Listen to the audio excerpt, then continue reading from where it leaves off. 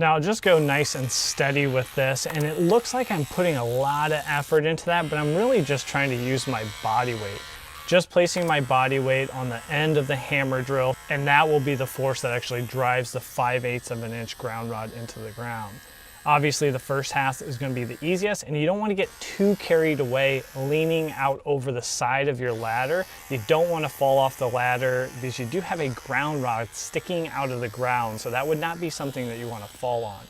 But just take your time. All right, number 1 is in. We are below the surface, and it took right at 5 minutes. All right, now on to trial number 2, just using water. Now we'll just use a small amount of water to start this off, and what you want to do is poke a hole, then pour a little bit of water into that hole and repeat the process, trying to push the ground rod further and further with each successive iteration.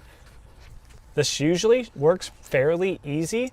Now you might get within a few feet of the ground and start meeting some resistance, as I did, and that's where you might have to bring out a hammer. I do recommend a 3 or 4 pound sledgehammer, and that should make quick work to the rest of this ground rod, getting it all the way below the surface. Now I got a little bit more work to do on the sub panel on the inside, so I'm not going to connect that all up, but that's all there is to it. And you saw that second method was crazy efficient. I'm impressed every time I see this done or I do this, how fast you can get that ground rod in the ground. Now I did have about 2 feet left to go before I did break out a 4 pound sledge to finish that off. But the full cycle from the water, getting it down within 2 feet, to hitting it with the sledge was about 3 minutes and 15 seconds compared to the 5 minutes using the hammer drill and the specialty bit. Kind of the way to go, honestly, but let me know what you guys think down in the comments.